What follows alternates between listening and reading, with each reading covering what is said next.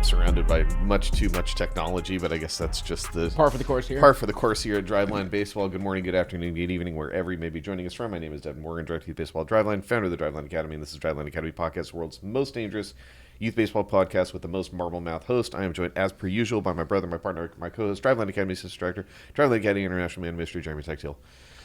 And we're here. Exciting week. An exciting week of things to tackle. We're still here. There's never a dull moment. No. You wouldn't want that. No. So housekeeping. Before we kibitz any further, housekeeping. Axbat.com, code DL20. Get yourself 20% off. D as in domineering. L as in legendary, because we've been watching a lot of How I Met Your Mother at home. So domineering, legendary, DL20. Get yourself 20% off at axbat.com. Skills to Scale Complete Youth Baseball Training Manual. It's out there. I think we should do like a Zoom thing for people that have bought the book. I don't know. That'd be cool. Yeah, like just to like check in and see how people's seasons are going. I'm going to try to schedule that in the next week or two.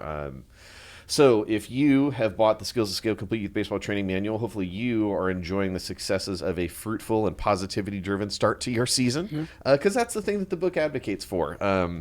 And if you're one of those people whose coach for your child is maybe participating in some of the negative or regressive stuff that we'll be talking about today, then maybe you could buy that for them as a gift. Oh, that's a nice... thank you for coaching my child this year. Here's a gift on how to not ruin other people's children next year. Yeah, that's not passive-aggressive at all. Not at all. It'll be fine. So that's out. Youth Underload Smash Bat, Youth Power Bat. Shout out to you guys and girls that have been buying it. We're having a hard time keeping them in stock because it's just like going well. I had a thought that, like, even with our high school teams, I've seen some high school teams this year who are doing the thing that we understand to be proven through research is not beneficial for hitting performance, but they're doing the thing, which is the donuts or like swinging a really heavy thing before you get into the box. Yeah. It just like definitively, from what we understand, is going to like lead to you moving slower. Yeah, but like I've seen grainy videos of Babe Ruth swinging it, so You got a point. Got a point. So I was thinking that like maybe we should just buy like enough Youth Underload Smashers for like all of our teams and just have that be like the warm up bat. Lean into some potentiation ideas. Yeah, I like that. Just keep it in the on-deck circle. Yeah, I like that. And the best thing about that for our teams is the same thing that's the best for you, because it's $79 a pop. It's not going to be really expensive to do that for all of our teams. It's true. You can also get the... It's not that much more expensive than like the donuts. Facts. I mean, you could probably buy one bat for 2 donuts. Yeah. The bat's going to make you better. Power bat as well. If you want to just like discreetly develop bat speed, you want to do that in a simplified fashion because it's now 1 bat instead of 2. Power bats out there, and it's $99. Again, it's 3 on deck circle donuts, which are just like not making your kids better. Please don't do that. Yeah. Okay. Housekeeping done. So I want to start with some MLB stuff, and then I want to jump back into some youth stuff. Okay. We're not going to start with my segment. No. But I think it's all related. Okay. It's all related, all man. Right. So the Cards played my Los Angeles Dodgers. They did. Lance Lynn, this is like a week ago, I think. Lance Lynn, who was in the Dodgers rotation last year, gave up a lot of home runs. It's just like, whatever. The guy's better than me, better than anybody that I know, but like, didn't go great.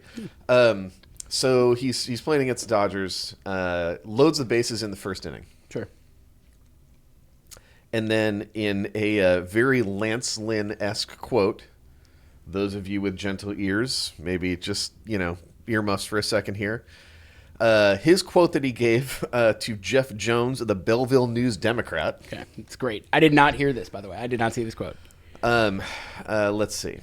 Lynn worked his way out of the situation with 3 strikeouts in a row by adjusting his mindset. Quote, "They're already loaded, so F it, let it rip." That's tight. Correct. And echoes like, when I was back doing the Youth Summit thing back in Virginia. Or no, was it Summit?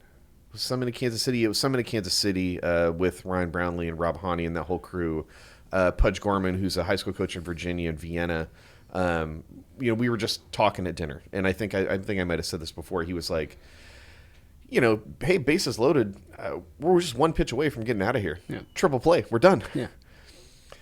And we laugh, right? We laugh because we're baseball guys, and we understand we've like been in these agonizing situations when the bases are full, and it feels like everything's gonna like fall. It's just like it's a house of cards, right? It's a house of balsa wood. Like the whole thing is just gonna crumble.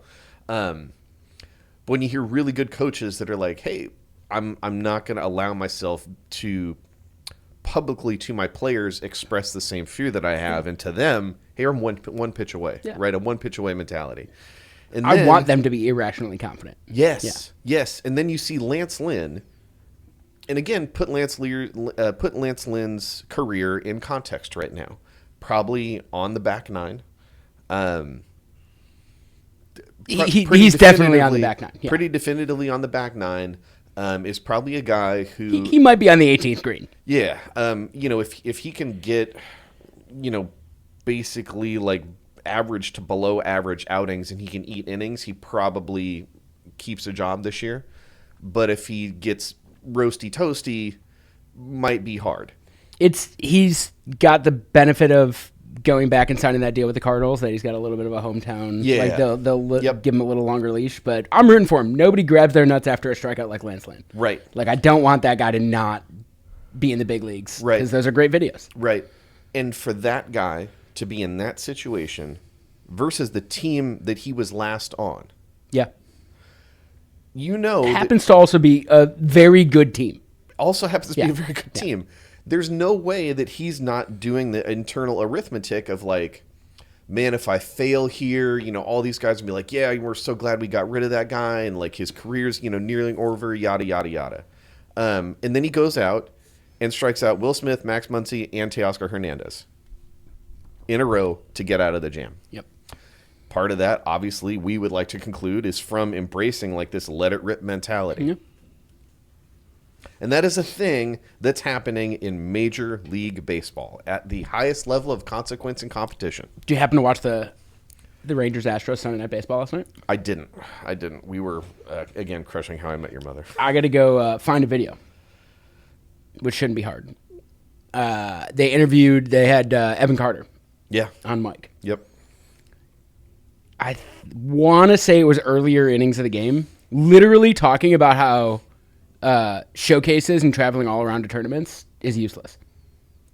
Gee, you want a kid who graduated from high school like 2.5, like he's probably right around 3 year right now, right? Mm-hmm. I think it was probably right around this time 3 years ago that he graduated from high school. Yeah.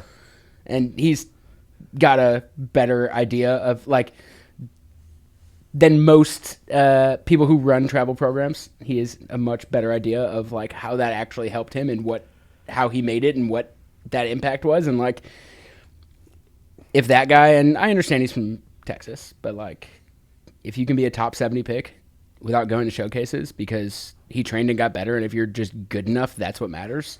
Like, there's probably a lesson to be learned there. I don't know. Maybe a little bit.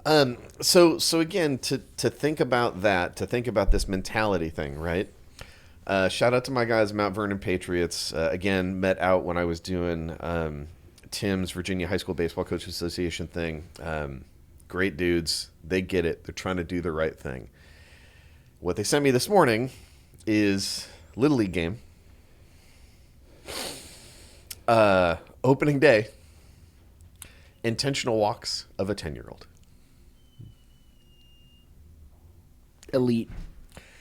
And it's very striking to me, the difference, right? Because on the one hand, in a game that actually matters, the mindset that the successful competitor embraces, and one that is, again, like what we talked about last week, is like it's very nihilistic almost. It's just like, I'm just going to go out and like, man, it's so hard for me to do this in like a parent and child friendly way because my inner coach wants to come out like, just, like grab your jewels and let's go. Right. Like, let's see who's really going to win. Yeah. Who's going to win, because we're both going to give each other an opportunity to compete, right? Yeah. You're in the box, I'm on the mound, and we're going to see who's going to be able to compete. This is a conversation that the two of us had within the last 2 weeks, because your son came out of a game Yes.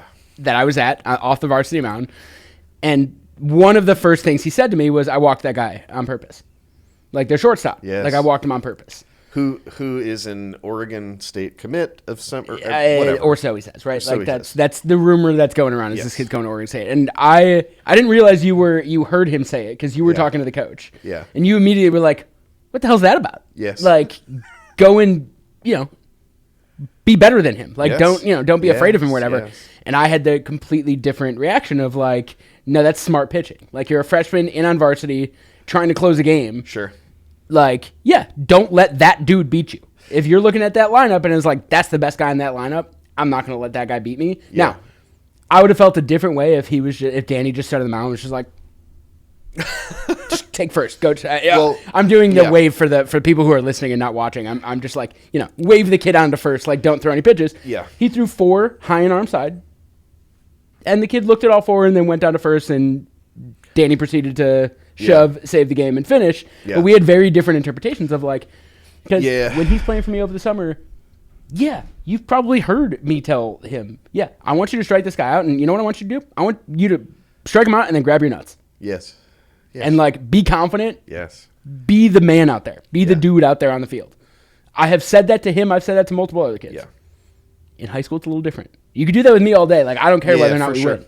For But sure. like for your high school team, if the wins matter a little bit more than for Yes. travel ball, and like your first time trying to close a game for varsity, I get that.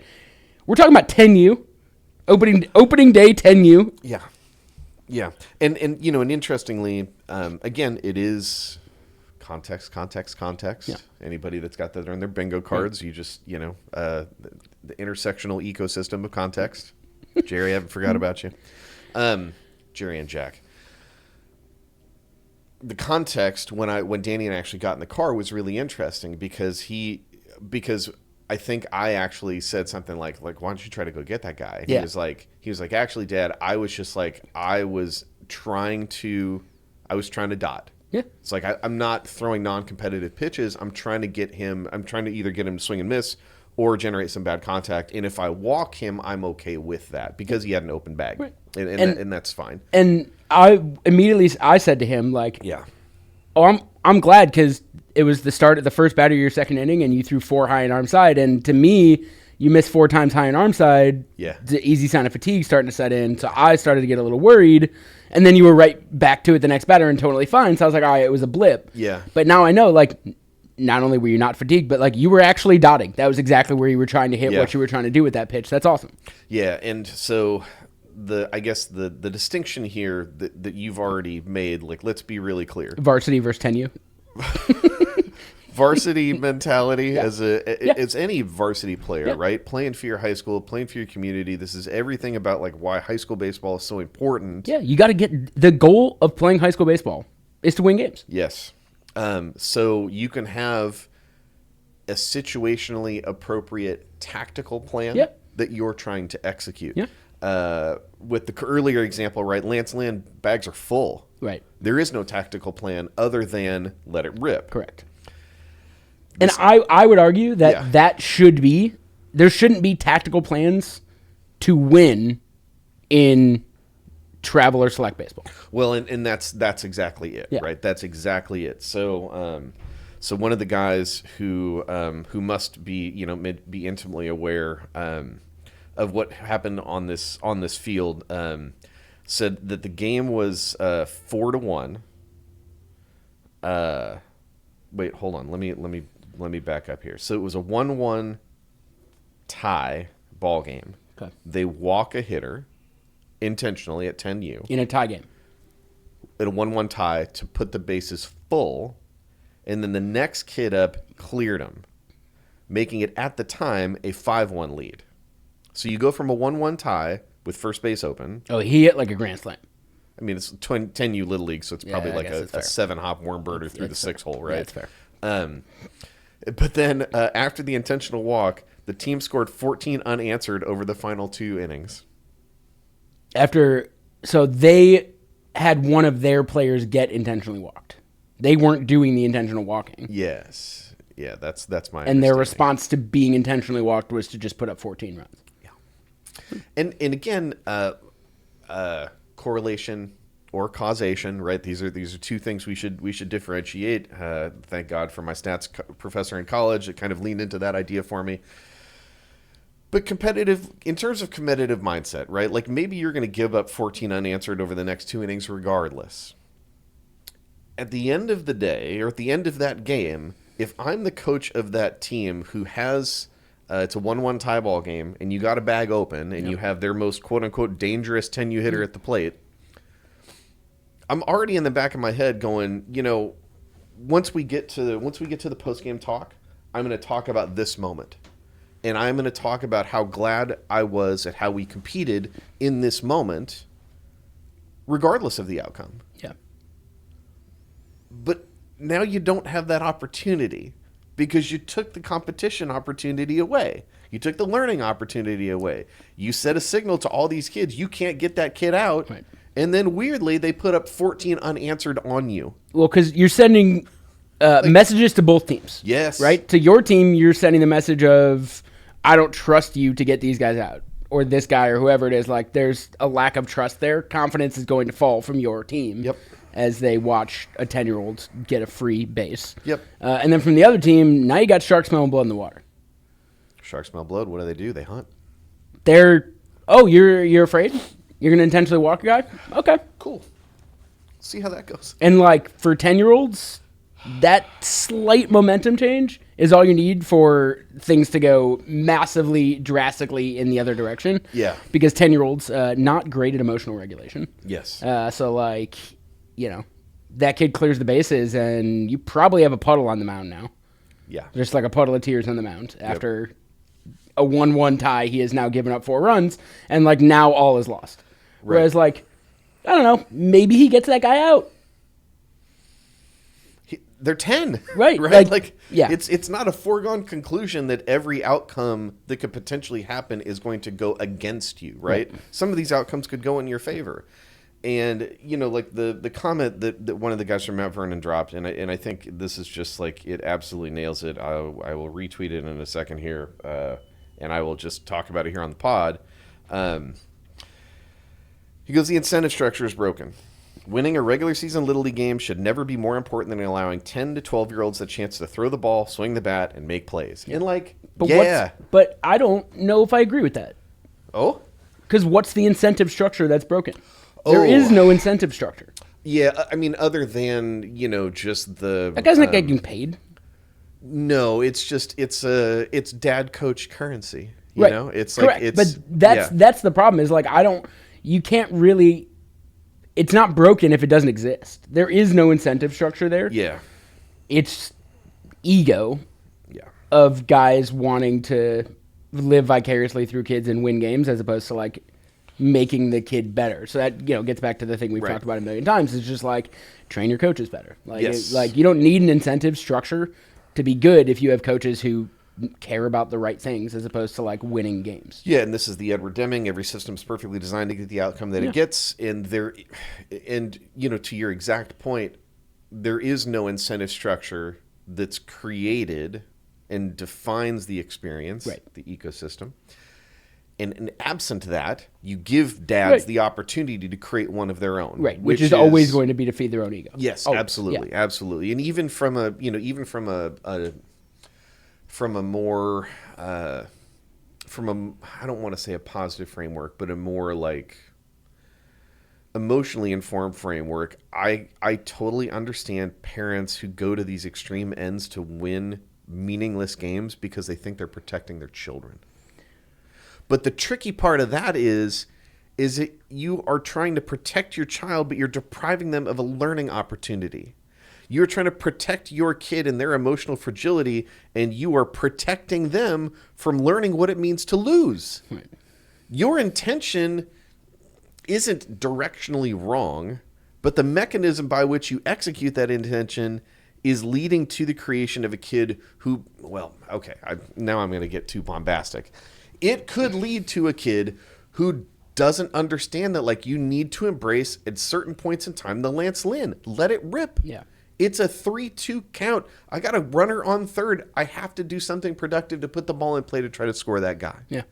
You can't go up there looking for a walk. Right. And if that mindset doesn't apply to the rest of the entire endeavor of life, I have no idea what we're doing. And this is exactly why guys like you and me see baseball as like an allegory for it. Well, yeah. It's life. Yeah. You can't just tap out Right. when it's hard. Yeah. But you're telling 10-year-olds to do that. Yeah. To find a shortcut. Yeah. Well, let's protect ourselves. And to gain what? Yeah. These are kids that are going to grow up to take insurance when the dealer is showing an ace. No, not it. Oh man. Yeah, I don't know. You know, look, Paige Schill, if you want to learn everything about why this approach is just like inherently terrible, go buy the book that's up there. You go buy the Youth Baseball Development Certification. You're going to give me a sample of that. But ultimately, it blows my mind that there are parents who talk themselves into this as like an ego thing, Yeah. and you're trying to ego your way out of competition. Like that's the whole point, man. Right. That's the whole point. Right. Especially in our game, it's you and the other kid, and Yeah. you just get a chance to see who's better, and you're trying to like take those opportunities away. You're Yeah. trying to protect kids from them. Like that's the point. That's the whole point. Yeah. Oh man, So shout out to Mount Vernon Patriots for sending that over, because boy, and then now the comments are in this poster coming in. Sure. Somebody goes, had a 9-year-old walked in the first inning once. It's just like, come on. There was a kid that I played baseball with growing up who was really like so good for our age that nobody let him hit. Yeah. And you know what he did? He stopped playing baseball. Because you know what's not fun? To just walk every plate appearance. And the local Little League wouldn't let him play up in age. Oh, really? Yeah, I don't know why. But they wouldn't let him play up to the next age bracket where kids would actually throw to him. Yeah. So he just quit playing baseball. I don't know where that kid is now. But like, Sucks, man. he was really good and like would just hit a bomb every time he was up, so nobody threw to him. That just sucks. Okay. So we got to talk about another thing, which is arm injuries. There's some stuff out there. We've talked about it ad nauseum. And I just wanted to, I wanted to bring this specifically into the youth space, because I think what's happening right now is you're seeing guys who are getting drafted with some degree of like UCL reconstruction. Yeah, it's already happened. Yeah. Right? And it's going to continue to happen. You're seeing young guys who look like they're going to be like future promising stars, the Lucas Giolitos of the world or whatever. And they're having, ending up having like big, significant surgical reconstructions. And what I've seen over the course of this last week or so is a lot of people kind of like pointing downstream. Well, it's youth baseball's fault. It's high school baseball's fault. It's college baseball's fault. It's the fault of training facilities, etc. And I just wanted to lean into like the youth specific side of things here. There's a lot of context and nuance to this discussion. And the tricky part to navigate it is that sometimes you have surgeons and doctors who are not baseball coaches giving commentary about choices when it comes to coaching and training, and they have zero experience. So like, I don't show up to the doctor's office and give them advice about how to execute a Tommy John surgery, right? But the loop works the other way. Yeah. Well, I mean, for the way I've always kind of looked at it is like, of course, if you go to a doctor, they're going to tell you doing all these things will like increase your risk for injury, and it's like, of course it will.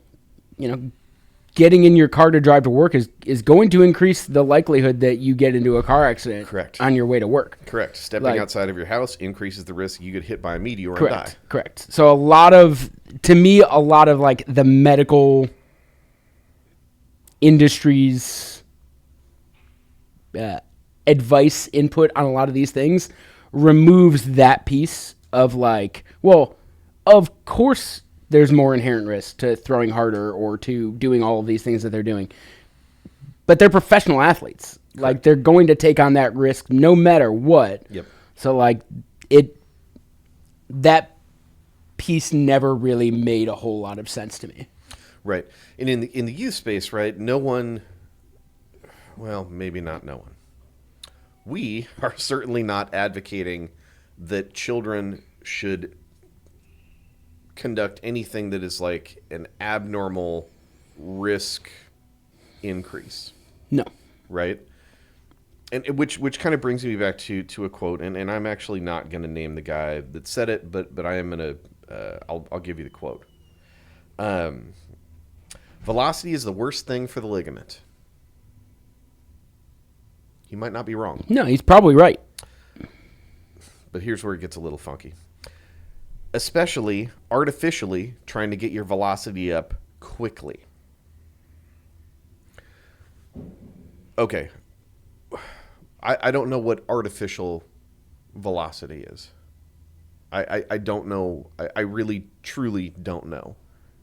Because now the moment that you're kind of like constructing that paradigm where there's like artificial velocity enhancement and natural velocity enhancement. So I would posit he doesn't know what artificial means either, right? Sure. Like it's because I don't disagree with him, right? Like if you just, go on YouTube or X or whatever site you want to, I'm sure you can find so many ways to increase your velocity quick. Yeah. Right. And like doing most of those, absent any other workouts or activity or anything like that, is probably not great. But like, lifting and doing a 6 to 12 week velo program is not artificial. And that's where I want to, that's what we need to talk about here, right? Because there's this conception, I think, by some people that any non-natural increase in throwing velocity is dangerous. So, what I want to posit is like, let's talk about kids who have rehabbed with us. Okay. Some of these kids have rehabbed with us because we've taken them in from other programs and they've had existing arm, shoulder, elbow stuff. I don't believe I am wrong when I say that the thing that is highest correlated to the risk of injury is your previous injury history. I believe that is still very, very true. Right. So we've had some of these kids come in here, and in our process of going through physical therapy and going through the rehab or whatever entails getting them back to competition ready, we've had them end up throwing harder than they did prior to. Mm-hmm. Without going through a full-blown velo phase, right? And they're doing a lot of like the rehab stuff that, we kind of just do on a fairly consistent basis with all of our kids. So, if a kid ends up having a consistent program that develops like whole body athleticism and specifically works on strengthening some critical areas of the arm, shoulder, rotator cuff, throwing skeletal musculature system, if that kid ends up throwing harder, is that artificial velocity? Right? If I have my kid, my 10-year-old, right? If I have my 10-year-old do some push-ups and some, maybe they can't do pull-ups yet, I just have them do like some hangs and some planks and some air squats. Is that artificial velocity enhancement?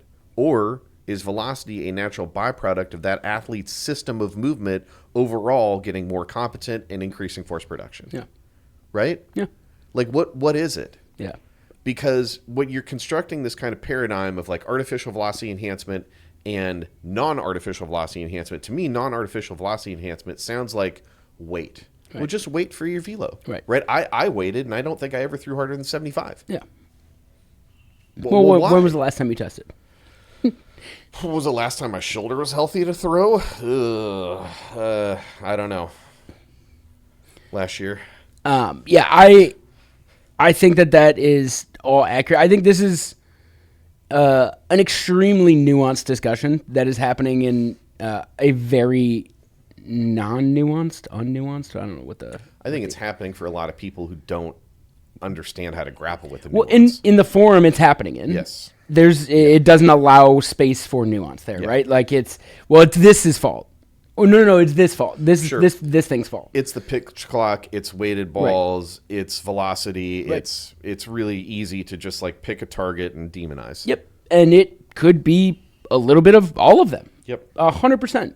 Could be a little bit of all of them, and there's no real way to tell or generalize it. It is much more context dependent on specific athletes. So the quote kind of goes on, and this is where this whole thing was written in an article on a major platform by a guy that I think is just a sports reporter and doesn't have a ton of baseball training experience.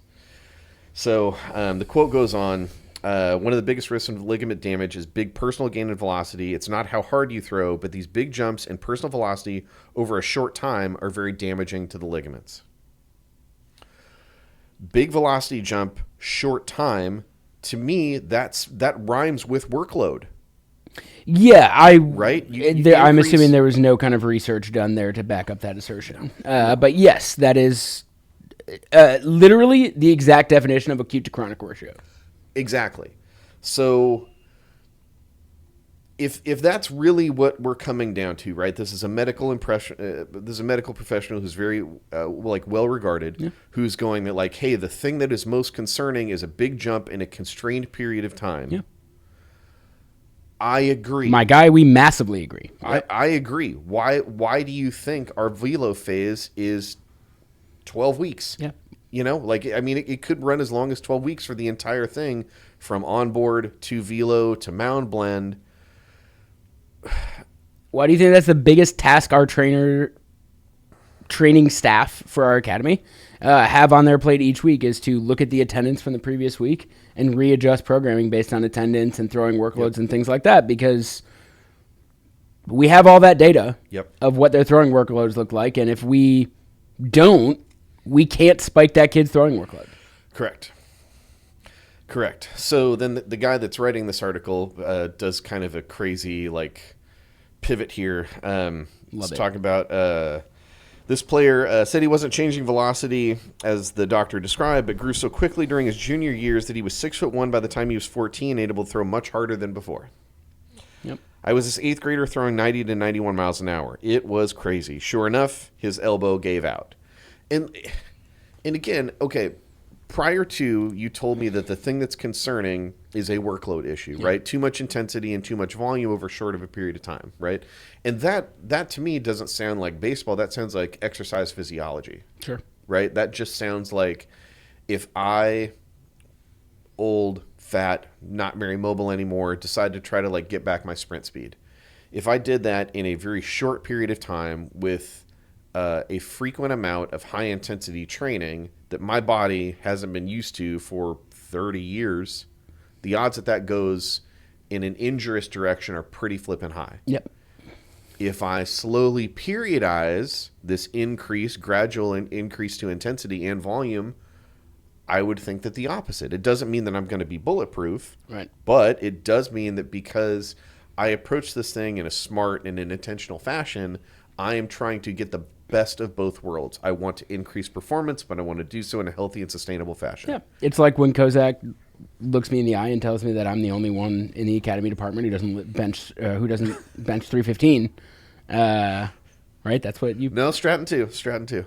Okay, he's much closer than I am, and that he'll give me, 6 months to a year to train before he tests me on this, as opposed to being like, you're the only one. Next week, you're getting under that the bar. It's going to be like those videos of the high school kids trying to bench. Yeah, one of those, I legitimately die. If I don't have a spotter, I legitimately die. The other one, I have a shot of surviving. Sure. Yes, it's...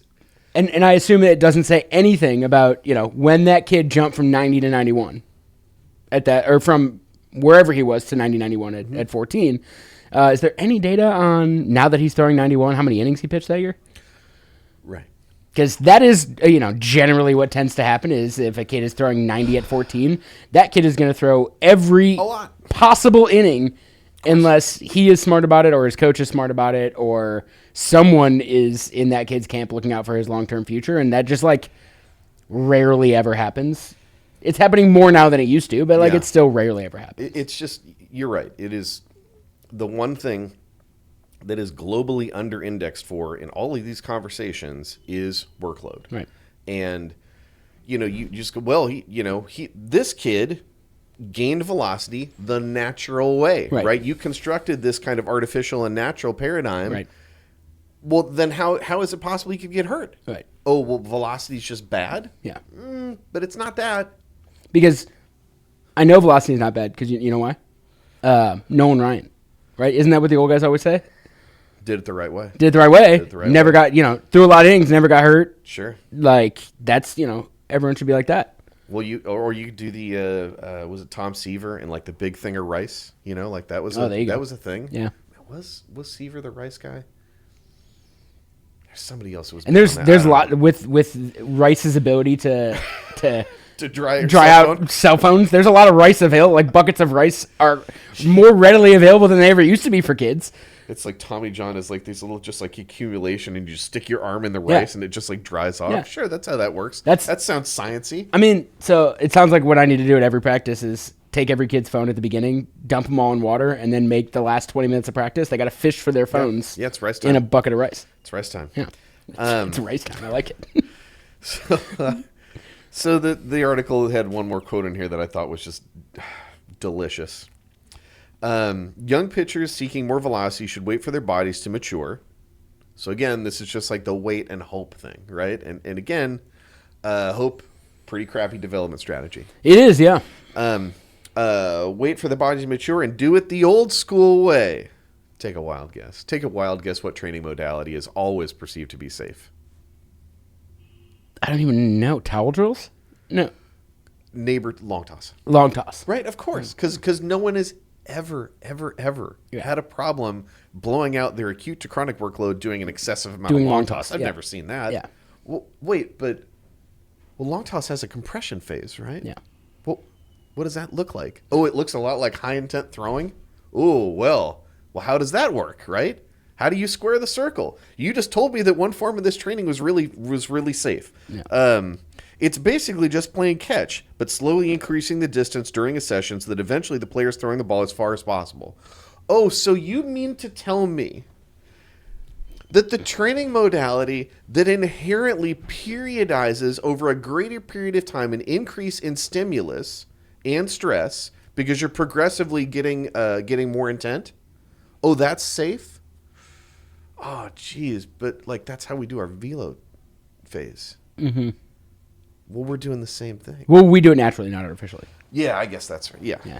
It's natural. It's all natural. There's nothing artificial going on up in here. Yeah, it's all natural. Long toss allows the shoulder to build strength more naturally and doesn't put as much stress on the elbow. Like, man, first of all, that's actually not true. I'm correct. 99% positive that we have data that showed mound versus pull down versus long toss, like the difference in Newton meters of torque on the elbow are incredibly small differences between all three of those throwing modalities. Oh, and flat grounds too. Yep. Because again, there was a period of time where like flats are supposed to be safe, right? Oh no, it just turns out that throwing's throwing. Yeah.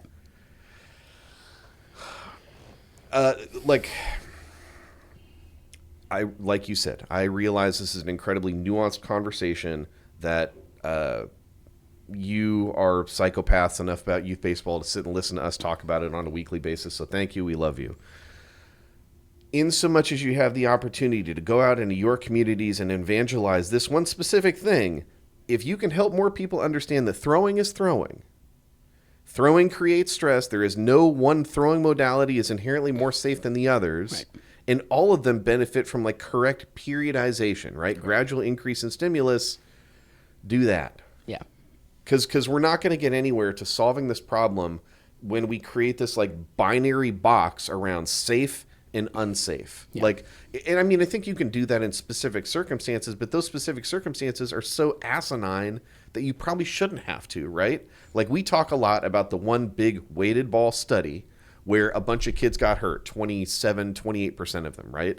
And again, if you want to read my long take on that, buy the book. If you want to hear my short take on it, well, like, again, like Jeremy was saying, None of the injuries in that training group in that weighted ball study happened during the training phase. They happened during the season. Why would that be? Oh, I don't know. Maybe because those kids threw harder and they got pitched more in games and they didn't control their workload. Shocking. So, what's the thing to demonize there? Is the thing to demonize the in-season usage and the utilization, or is the thing to demonize the training program that, as much as it was like programmed and executed by someone who I have a hard time not believing did not go out of their way to try to hurt kids, because the way that was constructed, an abbreviated onboarding program, too high of a volume of intensity over too short of a period of time with ball weights that we don't even have adults throw with. Putting that issue to the side, the injuries didn't happen during training. Issues happened during competition. Right. And I, for those of you who are watching and probably for the first time ever during the pod, saw me pull out my phone and look up something. It's because, I did I saw the news Saturday morning about a pitcher who got hurt. Yeah.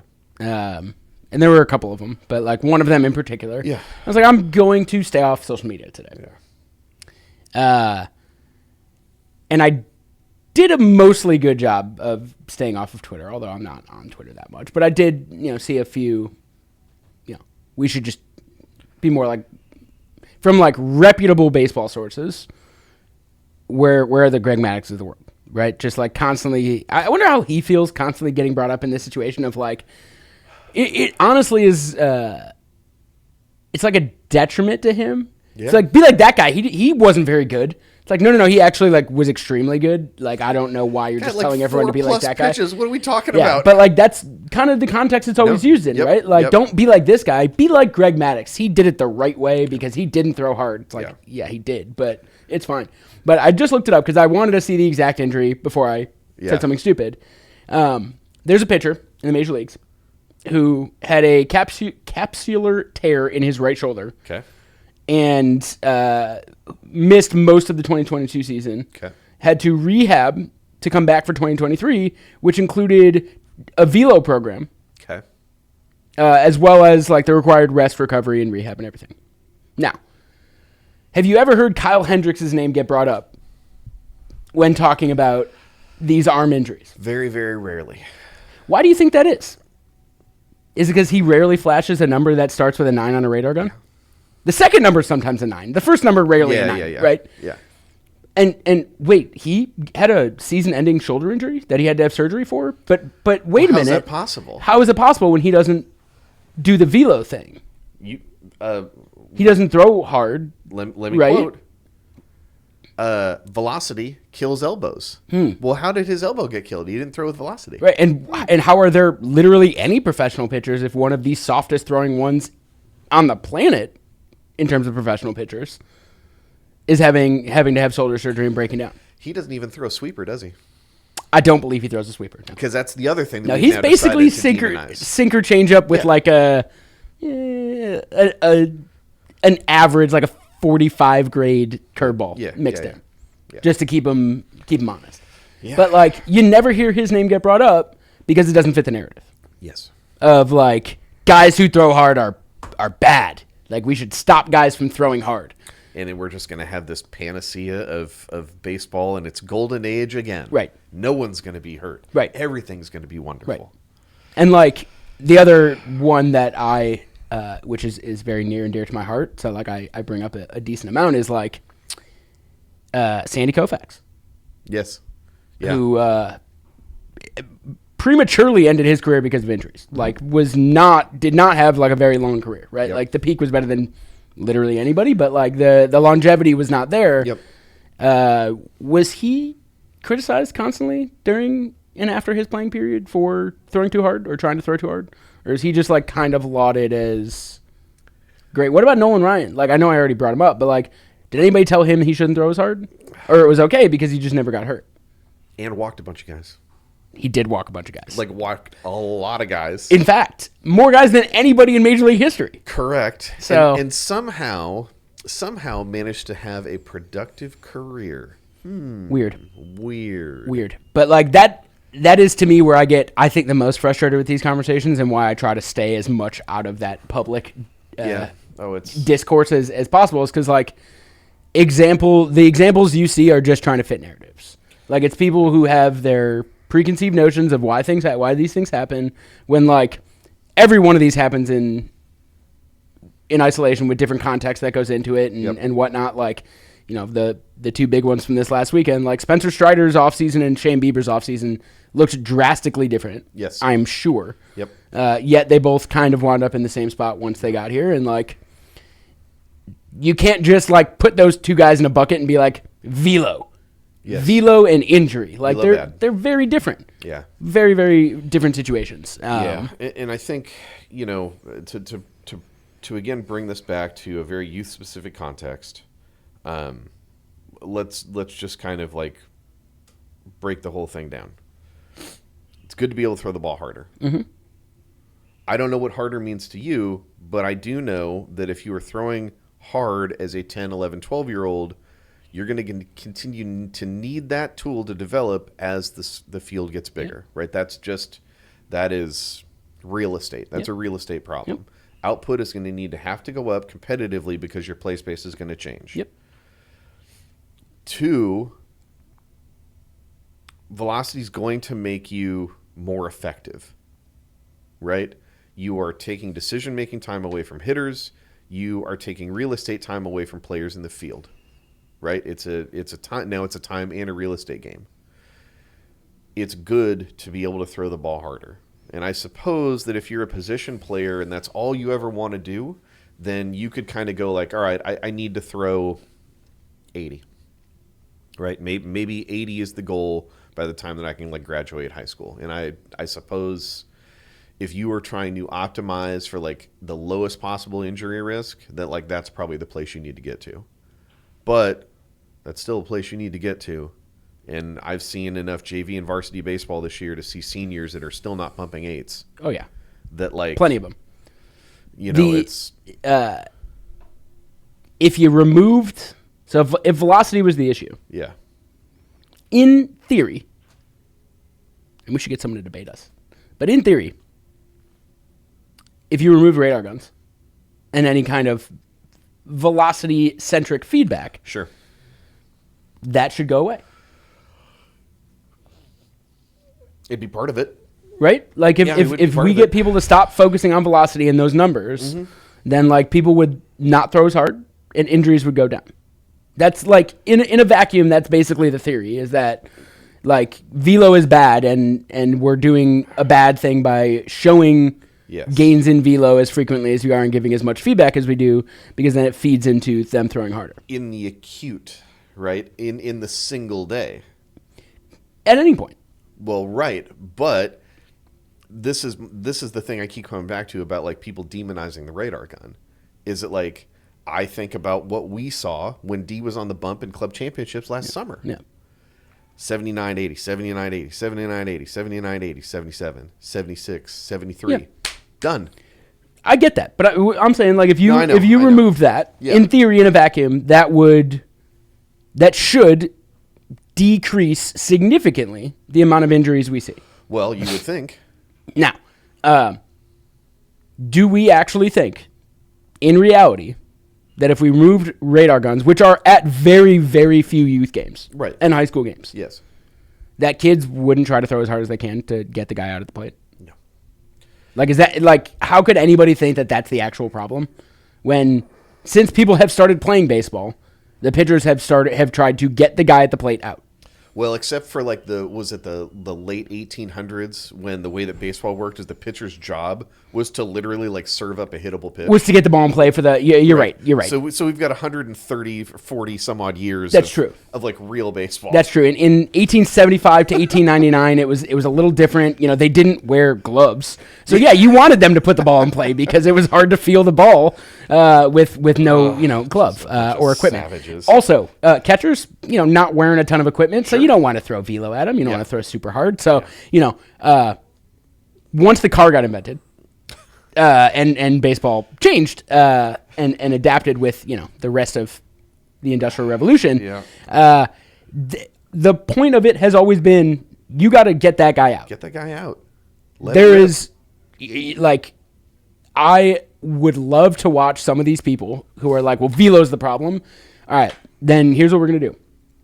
I'm going to let a kid load the bases, and you need to go out and make a mound visit and tell him to not throw hard. See how that works. Yeah, just tell him, like, no. Like, I want you to get the guy out, for sure. Like, I want to get out of this inning without giving up runs. That's the whole point of this. But, like, don't throw it hard.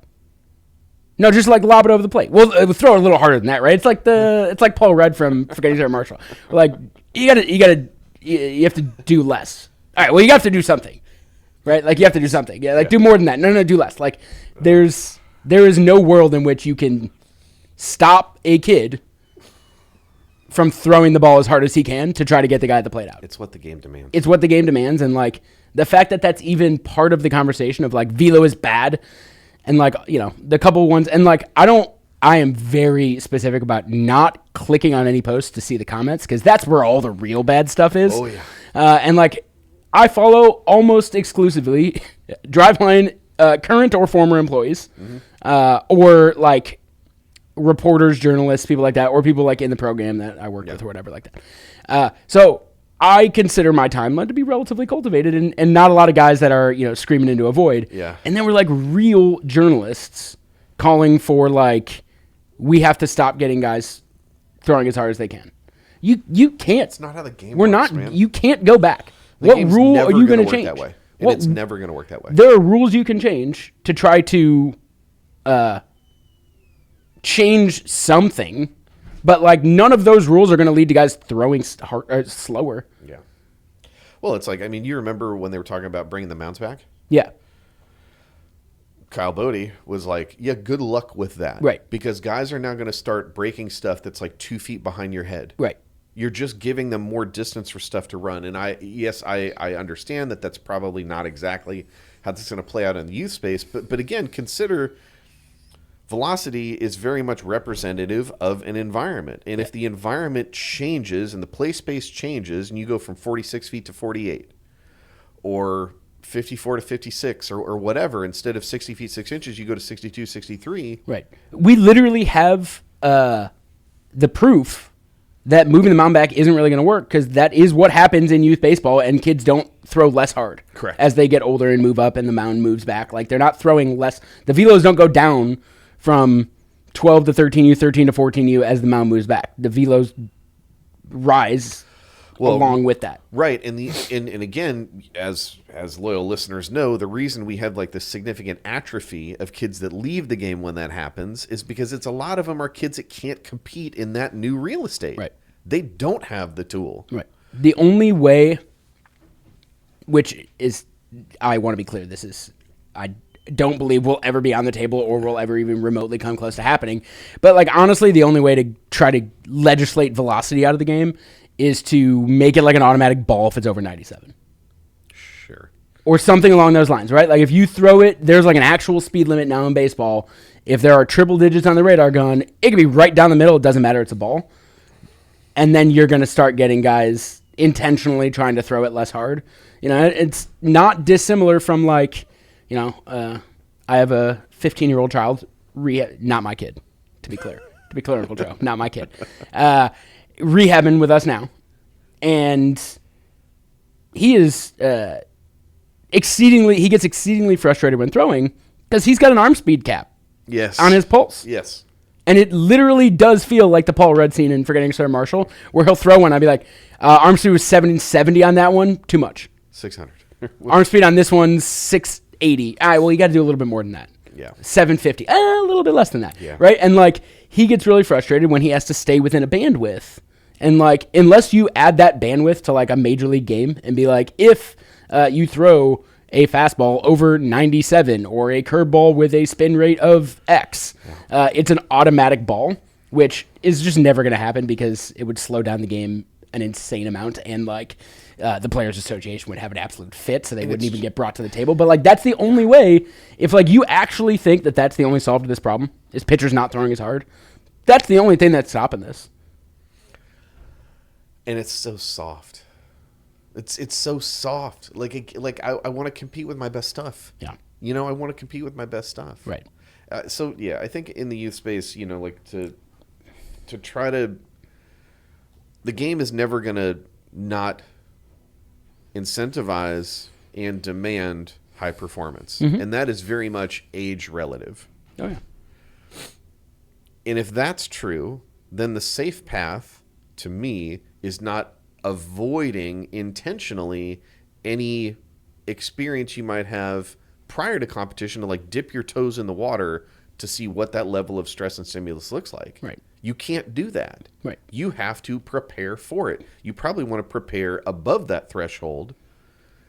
So now we're back in this conversation about how do you do that? Well, you need time and you need control. Yep. And again, this comes back to the conversation about incentive structure, right? Because if you're that coach dad who participates in this like coach dad currency exchange, you're going to be inclined to run those kids that are effective and high performing as pitchers more often. And you're going to play them at catcher and shortstop simultaneously when they aren't on the mound. And you're going to do all of those things that are going to put dad coach currency in your pocket and are going to run the risk of, in the current term or in the future term, kids getting overused. Like that's what it is. And again, to kind of come back to this conversation about velocity being like velocity kills ligaments. Well, I understand what you're saying. Yes, in an ultimate, completely black and white sense, throwing a ball harder is going to put more stress on your body than otherwise. Yeah. Like, people who throw the ball 60 miles an hour don't get Tommy John. Like it's like yes. It's impossible to disagree with you. Yes, but we have a lot of biomech data on kids. And even the ones who are throwing really, really hard don't produce a ton of stress on their bodies in the acute per throw basis. Right. So what's the issue? The issue is volume. Right. The issue is workload. Right. If you're trying to have this conversation and you're not trying to do it disingenuously and you're not thinking about workload, you're just never going to get anywhere. Right. You're going to be constantly spinning your wheels, running around these idiotic ideas about velocity caps and other, weirdo doohickeys that you can put on your body that are going to constrict movement, and you're doing that in a way to try to like minimize force at the ligaments, instead of the other thing, which is taking a slow, calculated, and intentional time to try to condition that ligament and all the systems around it to both produce and accept force. Right. It's not dissimilar, like, what shouldn't be dissimilar, specifically in youth baseball, from like counting calories. Yes. In a diet, right? Yep. You would tell someone they're crazy if they were counting calories, like pretty specifically, but only on meals and not on snacks. Sure. And there's like, well, the snack, it's a snack, it doesn't count. Yes. Right? Like that, yes. He was playing shortstop, that doesn't count. Like this was his pitch count for the week. Okay, but what was his like throw count? Like how much was his actual throwing volume? Like he pitched in one game this week. Okay. How many games did he play? What other positions was he playing? Was he training? Did he go see a private pitching coach that week? Like how many actual throws did your kid make this week? And that is going to, I've seen it. The eyes just widen when they realize like, oh my God, it's hundreds of throws a day. It's like, yeah. And why do you think that he's breaking down? It's not because he pitched 94 pitches instead of 91 his last outing. Yeah. Right? It's not because he played shortstop instead of second base. Yeah. It's because he's literally done that every week for 6 months. And like, we look up at the end of the day, and if we're not counting calories for snacks, and we're like, how did I gain 10 pounds? It's like, well, it's all of the popcorn you ate, and I'm speaking to myself, but about myself, by the way, right? It's like all of the things that you did in between meals or after meals that you're just like not counting intentionally because it's not the stuff that matters. Like I ate real healthy. Look at these meals I ate. Yeah, it's a flat ground bullpen. It doesn't count. Right. It's flat. Right. It's towel drill. It's towel drill. Do you remember a couple years ago we had a kid who I think was going to start and he threw like a 60 pitch pen with his dad the night before? Remember that? I do. Yeah. Do you remember what happened in that game? Yes. Yes, I do. Because I let him pitch. Yeah. And, I talked to Dad beforehand, and I was pretty clear that I was very unhappy, and Dad disagreed with my assessment of what was going to happen. So I said, okay, like, it's your son's future, right? Like, I am worried that he's going to get hurt. But if you were the one sitting here telling me this is okay, you knew he was going to pitch. It was, I'm pretty sure, the first game of a tournament. So I'd already lined up my pitching for the whole tournament. So I was like, honestly, like, I will be selfish here and say that, like, it's going to ruin my entire weekend of pitching if, like, this kid can't go 3-4 innings for me. And, like, you're saying that your kid can handle this. First inning was good. He could not get through the second inning. Yep. The velo went down. Everything was bad. Fatigue was so clear. Yep. And not only that, but, like, he had him doing towel drills and dry reps before the game because I limited the amount of pitches he could throw in the pregame bullpen. And, like, he left, and immediately the first weekend after he was in our program, he threw 190-something pitches over 2 days. And, like, that kid, legitimately good baseball player. Yes. And didn't throw that hard either. Didn't throw hard. Because he was more of a position player than a pitcher anyways. Yeah. But, like, he wasn't a bad pitcher. Yeah. But, like, legitimately good baseball player and had a future. And, like, I don't know if that kid's ever going to even get close to his future. The future he could have had. And it wasn't because he went through this, some artificial velocity enhancement, right? It's literally, it's throwing. Right. It's just throwing. Right. Man. I think if anybody is trying to tell you that they have a perfectly safe path through this, like, Bermuda Triangle of potential injury risk, they're lying to you. That said, I think that there is a bunch of habitual, consistent behavior that you can do that's going to increase your means to stay healthy and safe. Yep. Some of that has to do with training. Some of that has to do with gameplay. It all has to do with workload. Yep. It has to do with workload and periodization. And if you remain ignorant of those things, intentionally so, because a lot of this information is available and out there, right? I mean, this whole thing, like, you have a doctor that's trying to tell you, long toss is safe. And these other training modalities are not. But, yeah, like, the data doesn't tell me that. Right. If you remain intentionally obtuse to the reality that, like, throwing is throwing and stress is stress and all of it needs to be counted for, accommodated, and periodized and scheduled, then you're never going to keep kids healthy. Yeah, you can start with MLB Pitch Smart, and if you strictly follow those guidelines, I think a lot of what they're mandate in terms of, like, pitch count and rest is part of it. But to your point, understand that with Pitch Smart, you're just counting meals. You're not counting snacks. Right. So you're always going to miss that part of it. And if you're not counting the amount of throws that kid is doing as a catcher, as a shortstop, as a third baseman across the diamond, as an outfielder trying to get a ball into home plate, like, it's just, it all matters. You have to count it all.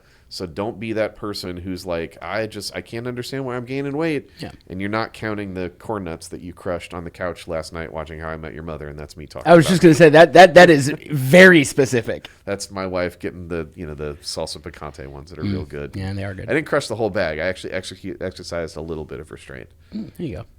But I also ate the remainder of my carrot cake prior to. So I heard carrot. Yeah, so it's healthy. It's healthy. Do you want to go into the errors? So this corner. It's time for my segment. There were two this week. We're back. Major League Baseball is back. Major League Baseball is back. I'm going to start with my honorable mention, and that is, I think, the largest error of the year so far goes to you, John Fisher, for abandoning the city of Oakland and making all of the big leaguers play at a AAA stadium that has no amenities whatsoever. That's so brutal. And the reason it is applicable to youth baseball, even though it is only my honorable mention, is because I liken him to a guy who runs a travel org where he doesn't care about anything but the bottom line revenue that he's making. Sure. And he's just going to take as many kids as he can in that travel org or whatever and tell them whatever they want to hear and then move on to the next kid when that kid decides to quit playing baseball 3 years later because he didn't get any better and nobody cared about him. It's the get him in the door strategy. Correct. Yeah. And like, there's a lot of guys out there that are not in it for the right reasons. You're one of them. It's just brutal, man. You see like opening day and they only open the gates like an hour before or something like that. It's just, it sucks, man. Yeah. For him to, like, I saw the press conference or whatever it was. I don't even know if it was a real press conference, but for him to like say in back-to-back sentences how excited he was that like you could watch players hit home runs from the grass. And then the very next sentence, the player he suggested was Aaron Judge because he doesn't have anybody on his roster that he wants to see hit. He may not even know who his roster is. It's like it's very much the guy who's just not in it for the right reasons in travel ball, and there's quite a few of those. But yes, the winner this week in what might be the most relevant error in youth baseball, to youth baseball. So I don't know how to pronounce his last name because I've heard multiple different things. Okay. But I'm going to say what the Angels broadcast said because I feel like they're probably right. He's on that team. Yeah. Nolan Shanuel on the first-round draft pick from last year who immediately came to the Major Leagues. Made, and let me, I want to get all the important facts here right. So, I got to pull it up. We're obviously a factor-driven podcast here. I know. I had it saved and everything, and now I got to go re-pull it up. Suppose we could be more dangerous if we just ignored facts and truth, but I guess we're trying to like split the difference a little bit. Yeah, we're trying to split the difference. All right, so on March 30th, he hit a ground ball to first. Okay. First baseman didn't make a great throw to the pitcher. It was low. He's run into the bag. PFPs are tough. Doesn't make the play. Okay. He is given a hit. Oh. Okay. Okay. This is a shout out to all my game changer parents out there. Because yesterday, Major League Baseball went back and reversed the scoring change from over a week ago. Really? To give an error on that play, which retroactively ended a record on-base streak to start your career at 30 games. Oh. So he had a longer streak that they went back and cut because they decided that the official scorer was doing a little too much daddy ball. Yeah, a little too much daddy ball. A little home cooking and gave him a hit when it should have been an error. So this is the shout out to all you game changer parents out there. We know you do it, and it's totally okay. You are not official scorers. You are volunteers. I assume most people volunteer for that, and it's not like a job they get paid for. You are volunteers, and we appreciate you very much. And messing up on errors and hits and doing that happens to the best of them. And there doesn't even have to be anything nefarious about the way you're going about giving errors or hits or anything like that. So that was like the most youth baseball thing I think I've seen in a long time at the MLB level, where they actually went back and retroactively changed a hit to an error and ruined Nolan Shanuel's 30-plus game on-base streak to start his career. Oh, that's tough. At least it stayed at 30 on the dot. If it was like you are now into the 20s, that would have been a really hard one to swallow. Yeah. Yeah. But yeah. You watch The Good Place, right? Yeah.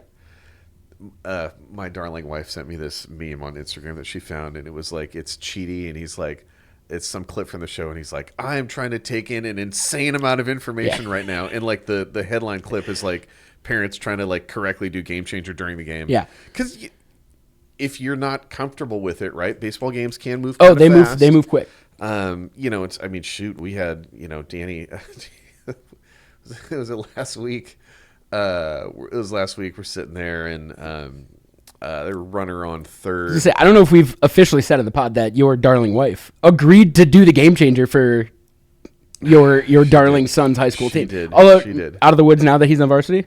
No, because there's somebody else that typically does it on varsity, but we ended up I split it. Yeah, you don't do it. Yeah. I did a couple. I did a couple. Balls and play or whatever. But there was one game that he wasn't there, and she volunteered because again, she's been riding with me since 2009 doing this or whatever. So she's got some reps. But there was a play in that game where there was a runner on third. Was it first and third or second and third? I can't remember. And Danny hit a ball to the third baseman, and it was technically, it's a fielder's choice because he got on, but they ended up getting in a rundown with the runner on third, and But I think when she initially scored it, she marked it as a hit because she's just Yeah, things move quick. Yeah, things move quick, and then I looked in the box at one point because I was just like looking at stuff. So I was like, wait, do you have a hit today? And I'm like, oh, geez, like now it looks like you're the ones nefariously, we're the parents who are like nefariously like gifting our kids. So after the game, we edited the play, and we did the MLB thing and took a hit away. Took it. You didn't do it a week later though. No. And this is also a shout out to all those coaches who go through after the game and edit and edit the game changer to give kids errors and take hits away or whatever they do. Sure. Yeah. Yeah, it's so hilarious that there are some people that put so much stock in again, dad currency. Yep. Nobody really cares about. Nobody cares. And like I may care more than anybody who runs like a program in the country because like I would love to use that data to like actually calculate like WOBA accurately for our kids so we could put that on a leaderboard as opposed to like batting average or things like that. And we just can't rely on anything other than like, did they get on base or not? Because that often isn't like how they got on base. We can't rely on that. How many, like how they did pitching wise, can't really rely on that other than the straight up number of pitches. Yeah. I mean, other than pitch count, I guess swing and miss percentage is going to be clean. I don't know, ish, right? Like there's, was that a swing strike or a called strike? Fuck, I missed it. I'll just, sorry for swearing in the pod. I missed it. I'll give him a called strike or whatever. Like nothing is really reliable. I would love for it to be reliable because I would use it way more. Yeah. Nothing is really reliable. So that's why like every time I hear someone bring up game changer stats, like I hit, X batting average. I'm just like, no, you didn't. Like, nobody cares. Why I wish I could remember who it was. Somebody told me that they were doing a paper book at the same time they're doing it like Game Changer. Mm-hmm. I was like, and the discrepancies. Well, they're trying to use it like they're trying to do paper so that they can resolve the Game Changer stuff later. And I was just like, that's such like an 80 grade approach to doing youth game scoring that like 99.9% of people aren't doing. Yeah, what I have decided I'm going to do with my team this year because I'm going to have a few kids on the bench each game. Like as subs, is they're going to chart the game. Yeah. To keep them involved, keep them like paying attention. They're going to chart the game a little bit, raise their baseball IQ, and then I have the game chart to look back on and maybe go back and edit Game Changer or just like use that game chart as like this is what actually happened. Yeah. But it's funny going to Danny's game and like Michelle's like on the Game Changer thing, like asking like was that a hit or an error or whatever, and then going to Colby's game, whose dad has done every single game I've coached, has done Game Changer for years. Jason is a legend, and him being like it is so freeing. It's so freeing to be able to watch these games and not like he's like the amount I miss that I didn't realize I missed. Yeah. But like something happens, I look down at my phone because I have to do the Game Changer thing and I miss whatever happened on the field, right? Yeah. And it's like, that's it. It reminded me of like when I was younger, my dad would never, very rarely did we, and it's a different time, right? Like we don't have phones, but very rarely do I have like video of me playing and that's like, sports, band competitions, like anything. And people had camcorders back then and they were pulling it out. We had a camcorder, but he was like adamant that like, I want to be in the moment and watch it. I don't want to watch it through a lens. Yeah. And like, I got it, I think at the time, like it made sense to me. Like, oh, okay. And like, as the years have gone on, I just understand it so much more of like, you miss so much when you're focusing on getting the shot. You miss like what actually happens in real life. And when you're focusing on Game Changer and like, oh, I got to do this really quickly, you miss the other things that happen. Yeah. No, and amusingly, like my wife and I actually had that conversation this week about this kind of thing about, when I'm here, am I here? Right. Right. Yeah. And I've been doing this long enough. I was getting video of my kids with like an iPhone 4 or whatever. So like I've got some reps, but like I'm very at this point I can either hold this thing up and see with my eyes, so like I can see the whole thing, or dude, the link spider that I got, like the contraption is super legit. Yeah. I've never had less stress watching my kid pitch because I literally don't have my phone on me. So I'm not looking at pitch count. Right. I'm not looking at their lineup. I'm not looking at anything. I'm like literally present because my phone is harnessed onto the fence. Unless it doesn't work. Unless it doesn't work. Because then But that was the stupid Pocket Radar app. For anybody that like tries to get all their stuff of their kids in sports, my kid's first inning pitching varsity, for some reason, Pocket Radar app just like didn't work, and it's been like incredibly reliable before, incredibly reliable since. Fortunately, the high school actually had their own streaming, so I was able to pull that down, and whatever. I don't know. I bought an external drive that I can connect to my phone, because now I have. When I got my new phone, I went and got like a terabyte one, because I was like, the amount of video I have on this phone. Yeah, I'm carrying around like 400 gigs of video from like 2018. Yeah, and 2000. Like I just literally like pulled all my 2018, 2019 video on here, and it's still like halfway full. Like I don't know what I'm going to do with it. I was wondering, like in the last week or so, why my phone had slowed down considerably, and then I realized the amount of video that I've taken at high school games has massively killed my phone. Yeah, and like I don't know if it's because I got hit in the head a lot as a kid, but like my memory sometimes isn't great. Okay. So, I mean, legitimately, like some concussions, like it was good times. I have the opposite problem. Yeah, I wish. So like a lot of times for me, like I'm getting video because I don't know, man. I want to make sure I've got it. We now have the best set of both worlds, right? You can get the video and still watch the game and not have to. Yeah. The only thing is if you're the game changer parent, and it's tough. Well, it's tough to be that parent, and especially between innings when like the other team is like doing some defensive subs. Oh yeah, and then you're screwed. Yeah. And then you're like, it's Michelle and I, and she's like, well, who's in left? And I'm like, oh, let me. And like she laughed the first time. She said who's on left, and I said no, who's on first.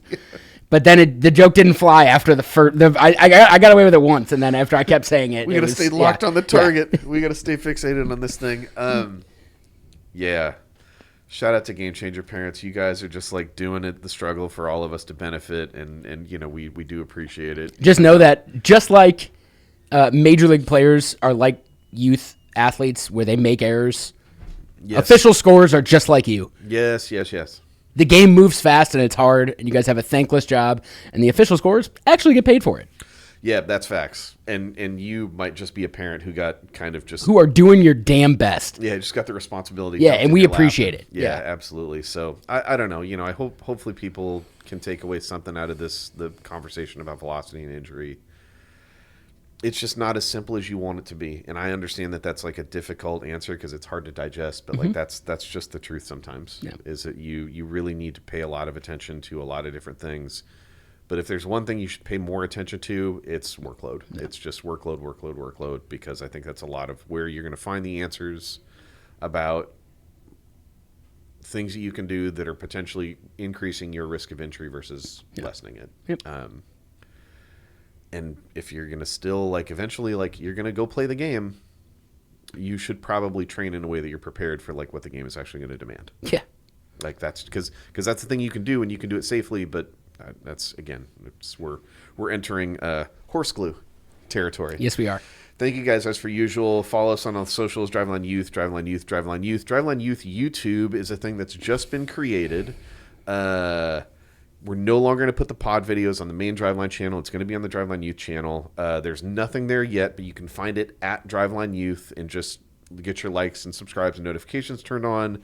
We're going to dump last week's pod and this week's pod up there this week, and then we'll do other content stuff of ours is going to live there too.